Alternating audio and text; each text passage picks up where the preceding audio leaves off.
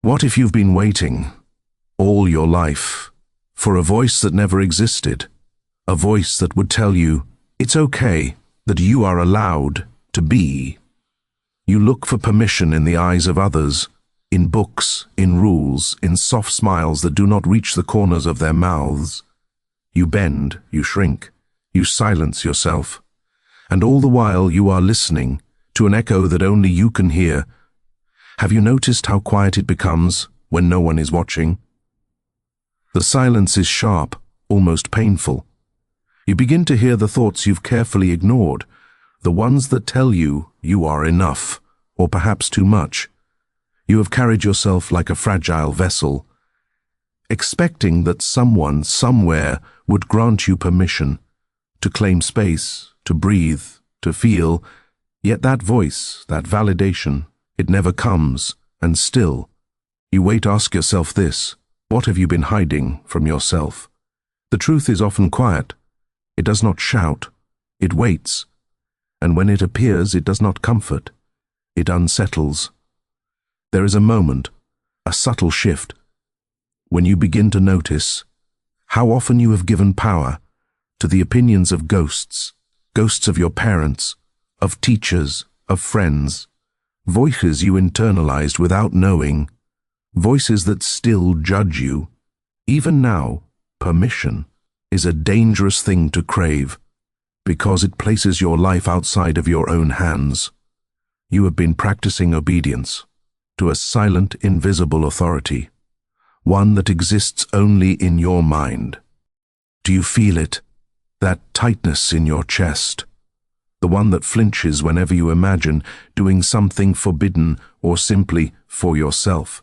It is not shame. It is power. The power of life waiting to be claimed. The danger of emotions you have buried, because you feared what they might do, if unleashed. And now, you sit in this moment, alone, with no external approval, no guiding hand, no soft word from anyone, just the slow, deliberate ticking of your mind.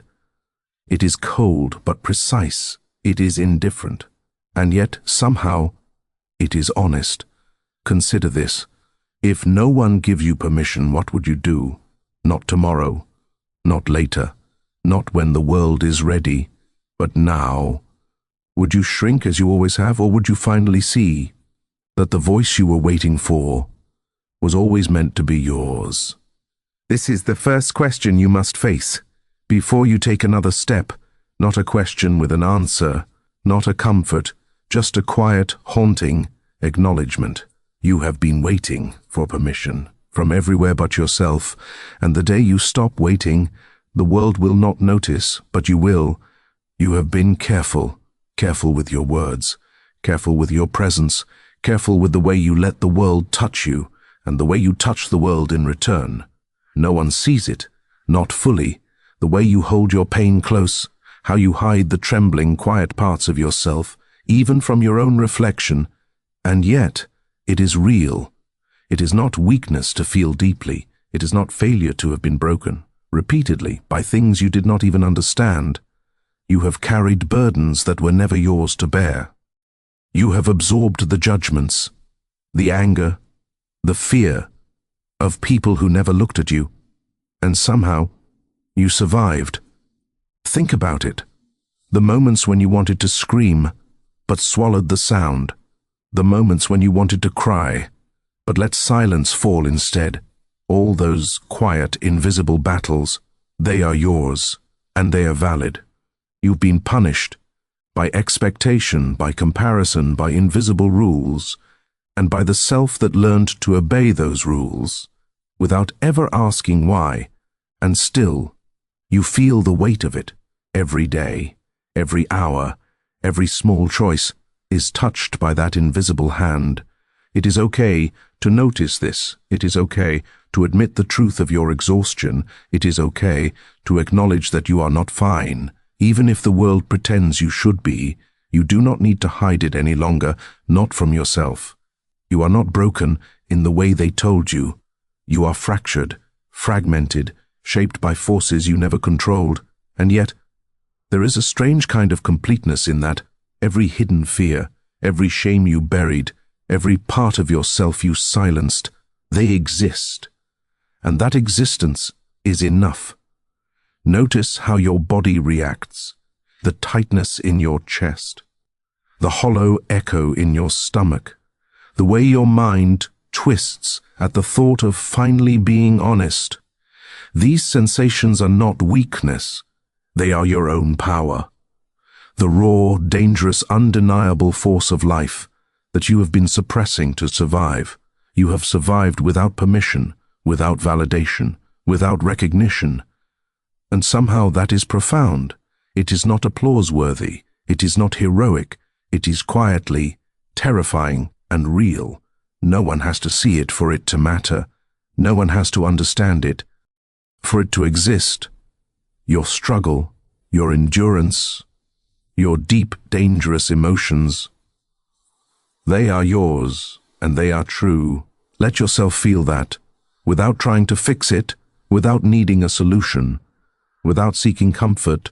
This acknowledgement, this simple truth that you are seen by yourself is more powerful than anything you have been waiting for. You are allowed to be tired. You are allowed to be angry. You are allowed to be silent. You are allowed to exist. In all your fragmented, raw, quiet, dangerous self, there is a place inside you.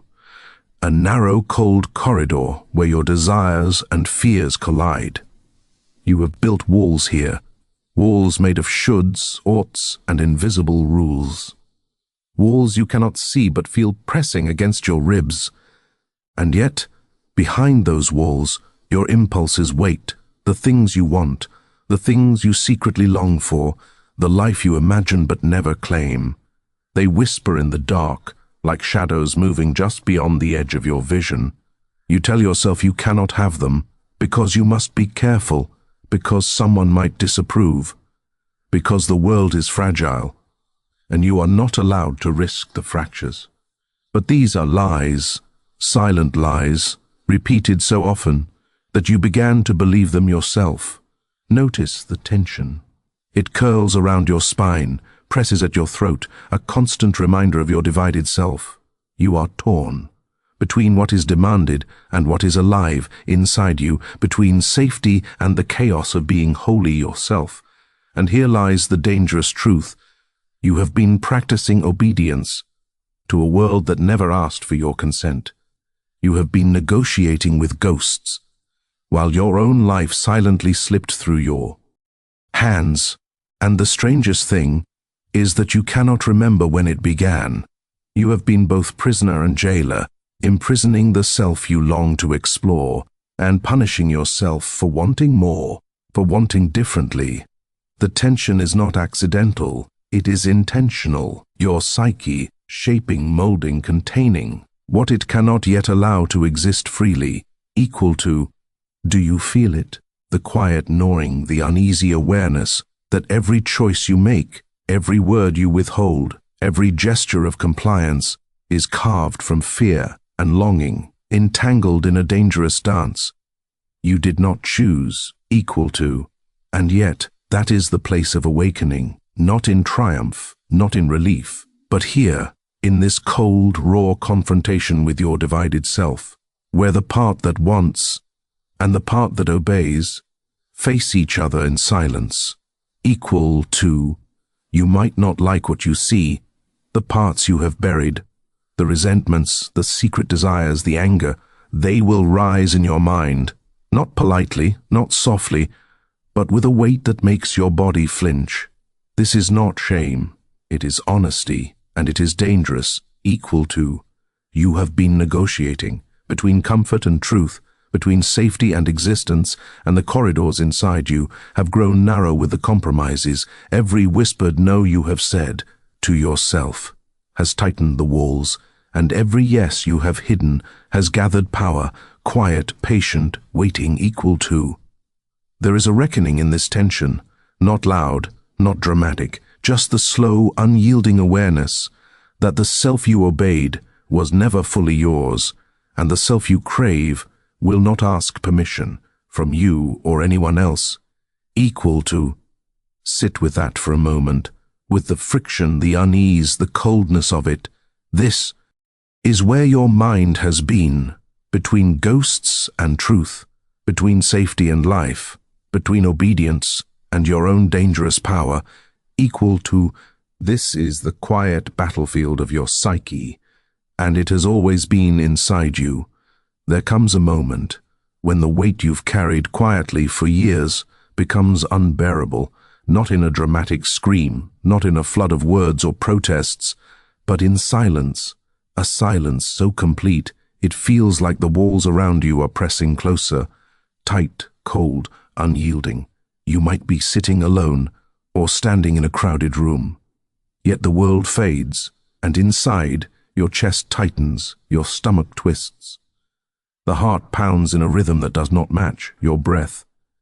And for a moment, you are untethered, suspended between what is real and what you have always denied. It is not a cry for help. It is not even grief. It is the body and the mind finally acknowledging the impossible. You have been surviving without living. You have been obeying without permission from yourself. Tears may come, or maybe they do not. It does not matter. What matters is the quiet unraveling, the slow fraying of the self you have curated, the part of you that smiles, nods, complies, while the true self waits, dangerous, raw, untamed, beneath the surface. Do you notice how small this breakdown feels?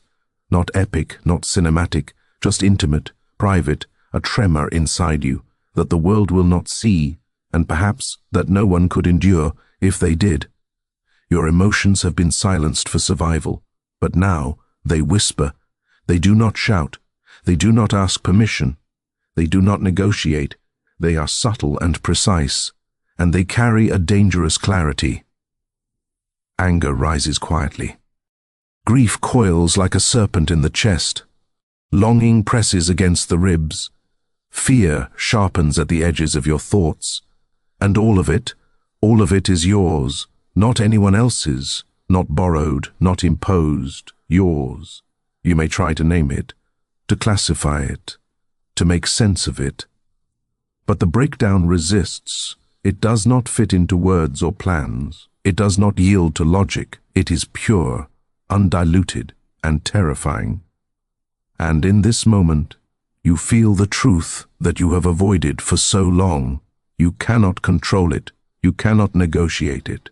You cannot apologize for it. And perhaps you do not need to. Perhaps the breakdown is not a failure. Perhaps it is the first step toward meeting the self you have denied, the self you have hidden, the self you have longed to be, quietly, dangerously, fully. It is not a release, not yet. It is a fracture, a tremor in the foundation, a warning that the old ways of obedience and compromise will no longer hold the shape of your life. Sit with that. Let the silence press against you. Let the weight settle. Feel how dangerous and alive your emotions can be when finally acknowledged, even in their quietest, darkest forms. This is the breakdown that no one sees. This is the moment where survival confronts life. And you, for the first time in a long while, there is a part of you, a part you have hidden, denied, and feared, so carefully that you may have forgotten it exists. It is the shadow, not a monster, not a villain, but a mirror of everything you have refused to see in yourself.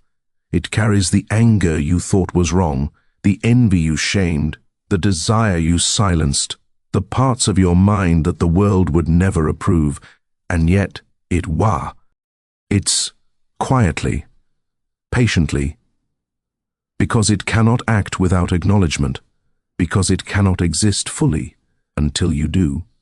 Notice how it feels to face what you have buried, not in words, not in explanations, but in the raw, dangerous presence of yourself, the parts you have denied permission to live. It may feel like a weight pressing into your chest, or a whisper at the edge of thought, or a shadow moving across the corner of your vision, telling you truths you have avoided. You have ignored me, it says. You have denied me, and you feel a strange, almost terrifying recognition.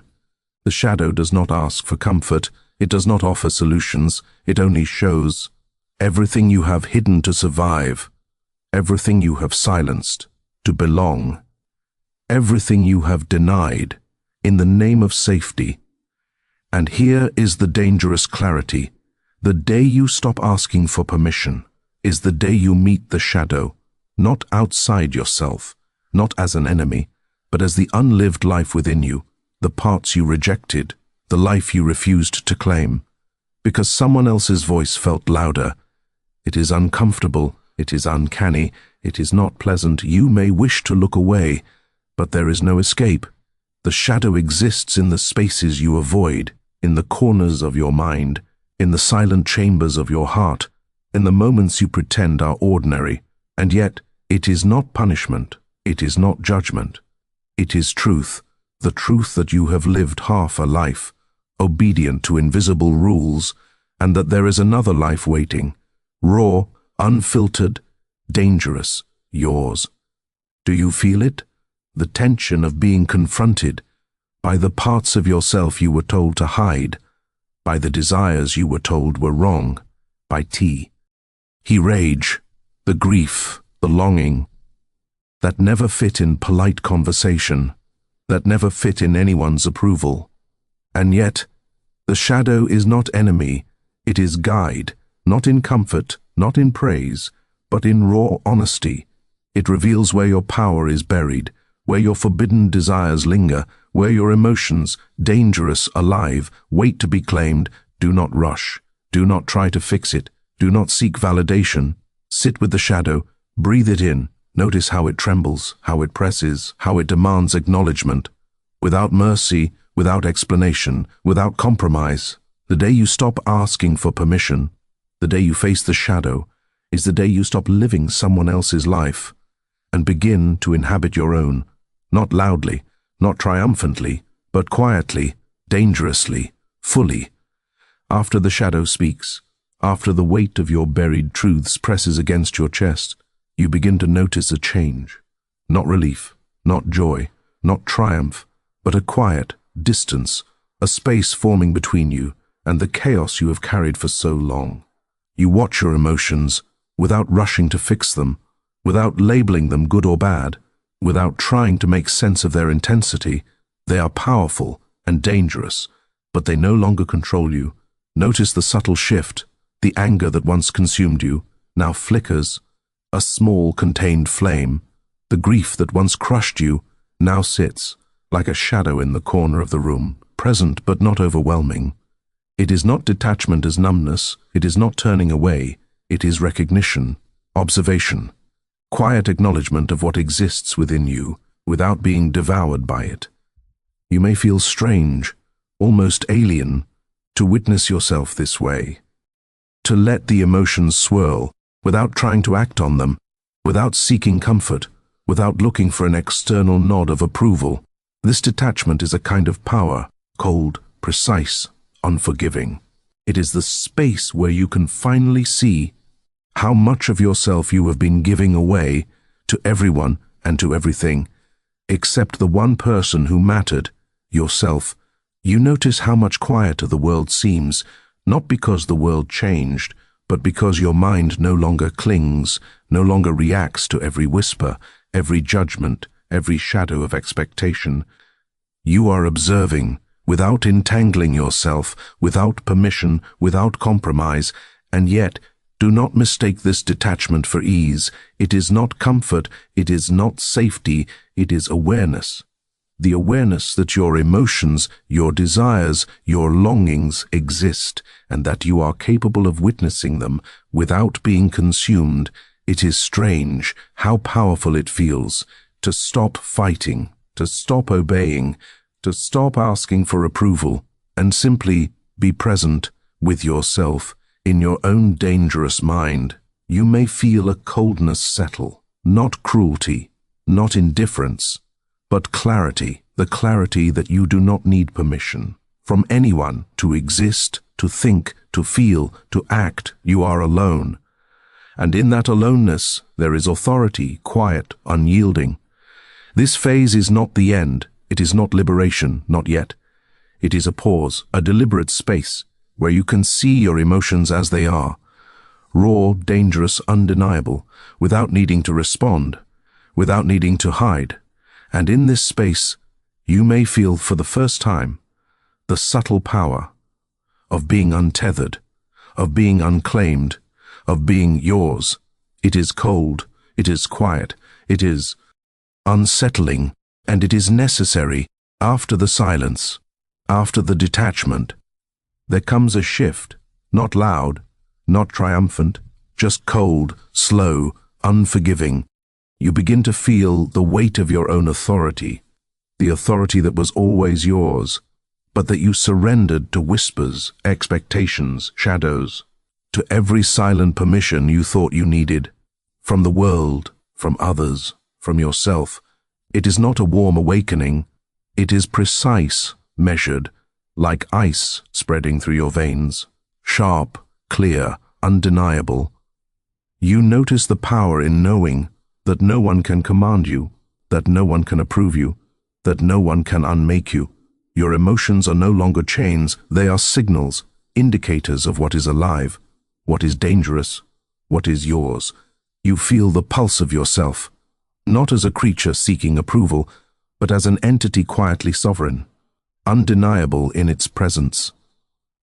There is a cold joy in this, not the kind that smiles, or seeks applause, or demands recognition.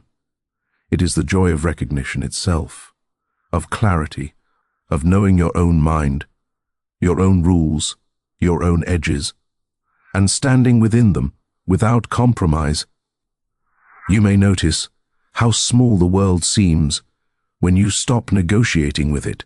The voices that once dictated your choices, the eyes that once measured your worth, fade into irrelevance, not because they are gone, but because you no longer need them. And yet, this power is not loud, it does not shout.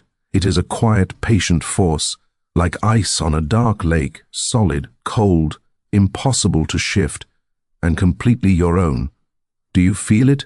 The way your thoughts move differently, the way your decisions carry weight, not because the world validates them, but because you do.